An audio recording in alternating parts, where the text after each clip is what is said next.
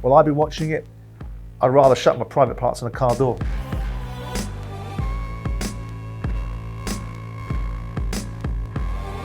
Welcome to One-2-One with Simon Jordan.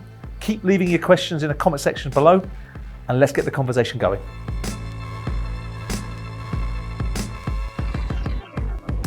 I think there will inevitably be clashes at Tottenham. Conte's coming in with a completely different attitude than people that have been there before. It won't be too dissimilar to Mourinho's because there'll be certain players like Dele Alli that will have their minds concentrated quick and fast, or they'll be on the way out. Because if you've got an 18-month contract, irrespective of how much money you're getting paid, your job is to get people focusing in the right direction as quickly as possible, and there can be no passengers. And you look back on some of those ill-thought-out TV shows that Daniel Levy allowed, with Mourinho talking about Dele Alli's training, and then you look at the reality of what the Chelsea players faced, and some of the complaints about how they were doing double sessions, how they were drilled and drilled and drilled into the styles of play. And players like mine, from former incarnations of Victor Moses, that blossomed under Antonio Conte because the focus was on what they needed to do and how they needed to do it. So I think you're going to see a culture change. The bigger battle, I think, will be holding Daniel Levy to his word.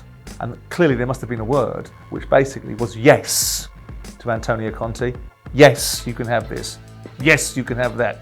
Yes, you can have a great big budget.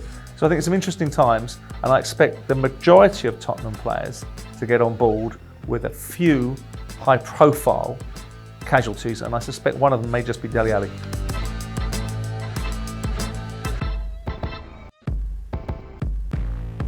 I think you've got to give Daniel Levy a credit for a lot of things, for building a wonderful stadium, for making Tottenham a very economically viable football club, for somehow shoehorning them into the rather ugly ESL, but being considered to be one of the top 6 clubs in the Premier League and achieving on those fronts. You also have to give them credit for eventually landing upon Antonio Conte, because irrespective of when they've done it, they have done it. Now, I think the main recipient of praise would have to be Paratici, because he's the one that's used the link. His relationship with Conte from the Juventus days are probably the seller, alongside his ability to convince Daniel Levy this is either a big time project or it's not. We are a football club, we're also a media business, we're losing our way, and we need to make some changes, and we need to make changes in an upward direction, not just economically, but really on the core product, which is the football pitch, and the most sustainable and probably best manager around is Antonio Conte. What it does tell me is that Man United aren't replacing their manager anytime soon. So with that in mind, for Tottenham to have gotten Conte, you have to give Levy credit, because Levy employed the man that employs the man.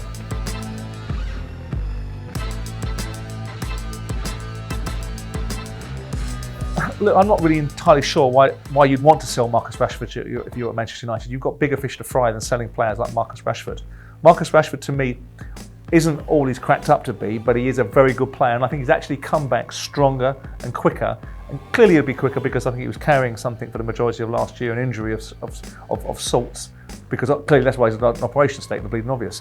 But by the same token, I think Rashford can do a significant job for Man United, and Man United will be a sum of all its parts. So unless you're going to need the money, which Manchester United don't, why would you want to sell Marcus Rashford? Unless there's a blockage of positions that somehow Rashford is occupying a space that other people that could be far better for Man United and come through quicker if he wasn't there, then there's no reason for you to sell Rashford. And who would you sell him to, and what for? And what would you gain from it? And what would you utilise the money, and who would you buy better?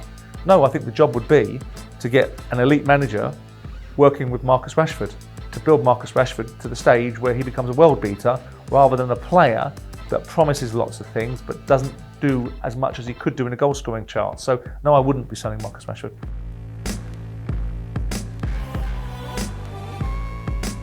Look, I mean, as much as I don't like this YouTube amenity around Jake Paul and his brother, and I think it's all a charade and a facade, you know, you have to look at the fact that there are millions and millions of people that like to watch him. Will I be watching it? I'd rather shut my private parts in a car door.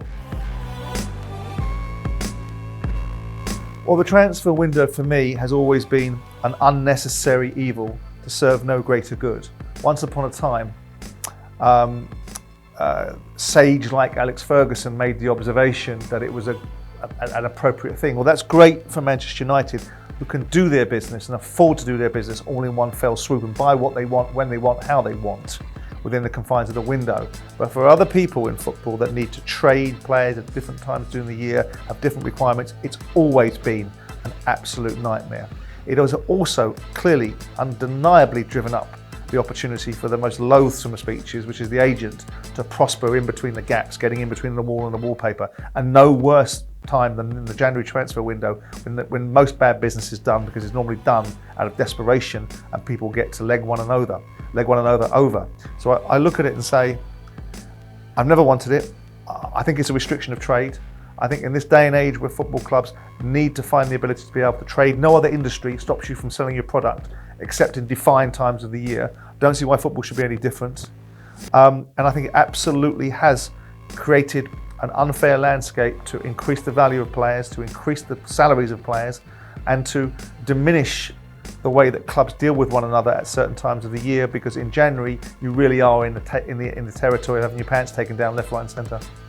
So, let me know what you think of Conte, Rashford and Jake Paul in the comment section below, and don't forget to leave your questions. I look forward to seeing you next week.